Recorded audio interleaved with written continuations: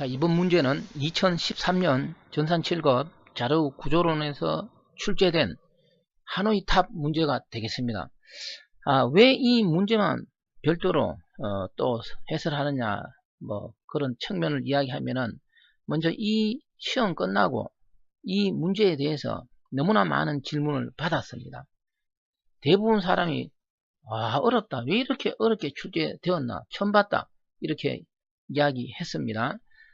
먼저 결론부터 이야기하면은, 하노이 탑이 이렇게 출제된 것은 처음이었고, 수년간 자료구조에서 한 번도 출제된 적이 없었습니다. 그리고 지금도 출제되지 않고 있습니다. 그러면 이 하노이 탑에 대해서 잠깐 이야기하면, 이 하노이 탑 문제는 TV나 인터넷 등에서 수도 없이 다루고 있습니다.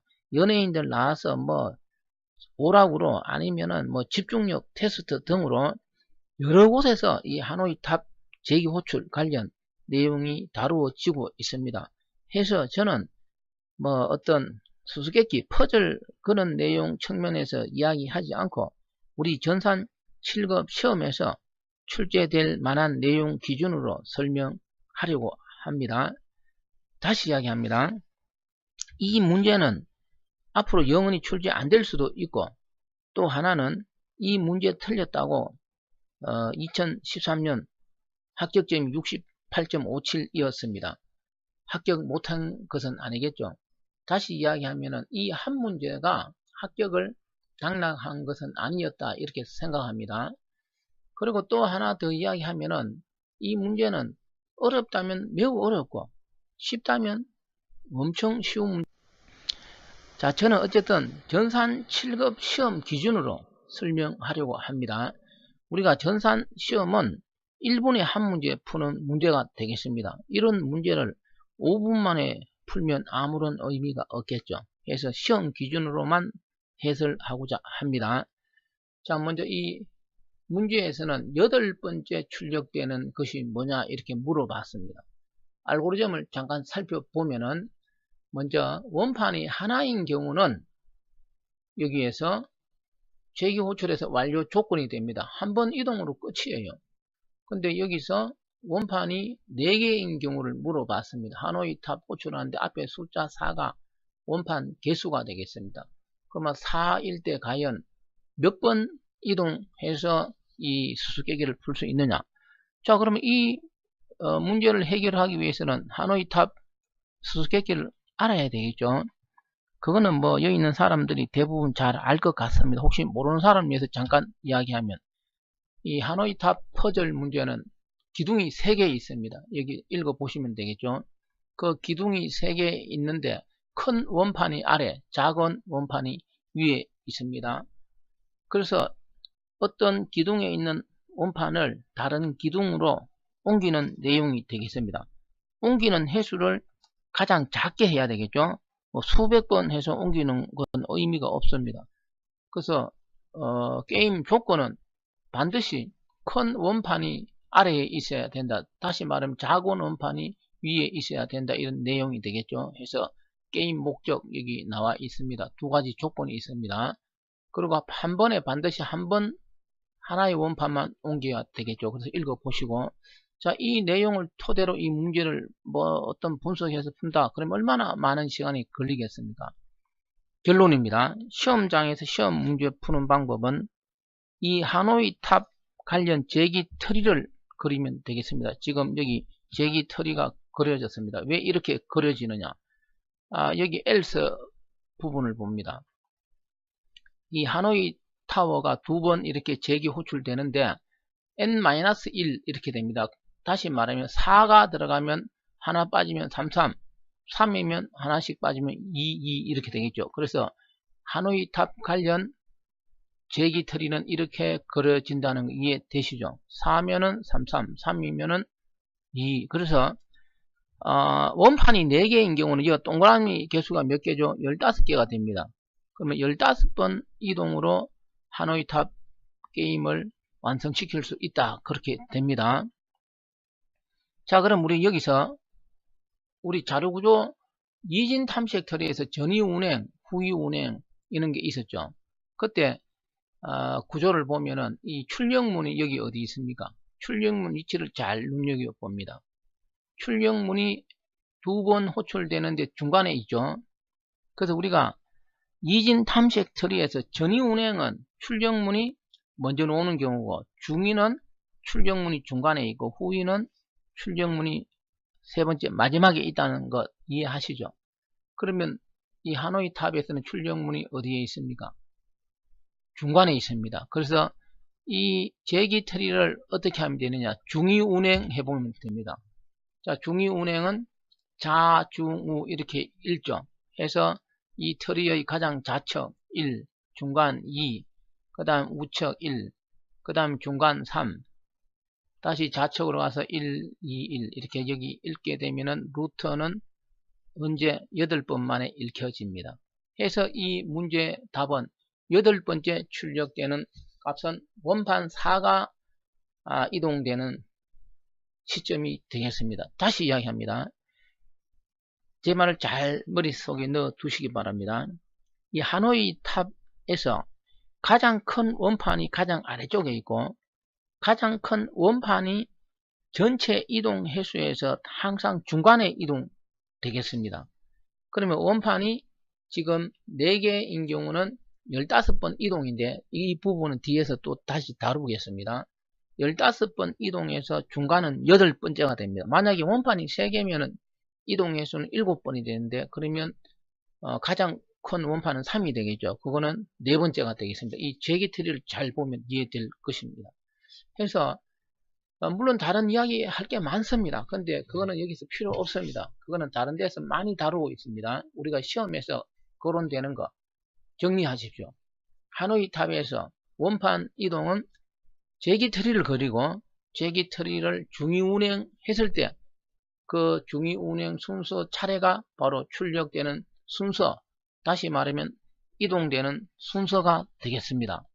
자, 다시 이 알고리즘을 눈여겨봅니다. 하노이 타워가 2번 호출되는데 여기 n-1이라는 걸 머릿속에 넣어두면 되겠죠. 그래서 하나씩 빠지는 거고, 그리고 출력문이 중간에 있다는 사실이 이 문제 해결의 열쇠가 되겠습니다. 자, 그러면 이 내용 말고 전산 7급에서 또 출제될 수 있는 하노이 탑 내용에 대해서 좀 더 살펴봅니다. 자, 그럼 내용을 살펴보기 전에 실습을 해봅니다. 먼저 원판이 3개인 경우 앞에서 이야기했습니다. 이동 횟수는 7번이 되겠습니다. 이거는 2의 3성 마이너스 1 이렇게 됩니다. 그 다음 원판이 4개인 경우는 15번 이동이 됩니다. 이거는 2의 4성 마이너스 1이라는 관계식에 의해서 15번이 됩니다. 자, 그러면 원판이 3개인 경우 이동 횟수를 머릿속에서 잘 헤아리면서 보시기 바랍니다. 먼저 1번 가장 작은 원판이 되겠죠. 뭐 B 또는 C로 갈 수가 있습니다. 여기서는 C로 갑니다. 통상적으로. 그러면 2번이 B로, 그 다음에 1번이 다시 B로, 그 다음에 3번이 C 기둥으로, 1번이 A 기둥으로, 2번이 C 기둥으로, 1번이 C 기둥으로 가면은 A에 있는 원판이 하나씩 움직이면서 반드시 큰 원판이 아래쪽에 있습니다. 해서 C 기둥으로 옮겨졌습니다. 몇 번 이동으로? 7번. 그래서 다시 정리합니다. 가장 큰 원판이 항상 중간에 이동됩니다.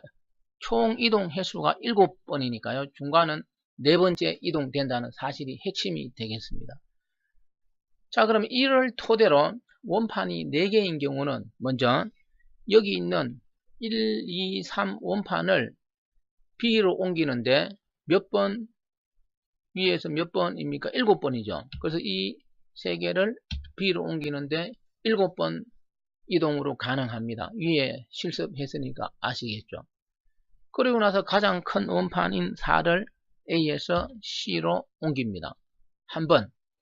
그리고 B에 있는 이 원판을 다시 C로 옮기는데 몇 번 이동이 필요합니까? 7번이 되겠죠. 이렇게 옮겼는데 7번이 되겠습니다. 해서 7번, 1번, 7번, 15번이 됩니다. 자, 여기서 가장 큰 원판이 어떻게 된다고? 항상 중간에 이동됩니다. 15번 이동 횟수 중에서 중간은 8번째가 되겠죠. 그래서 원판이 4개인 경우, 그래서 원판이 5개, 6개 다 같은 원리가 되겠습니다. 다시 이야기합니다. 밑에 적혀 있습니다.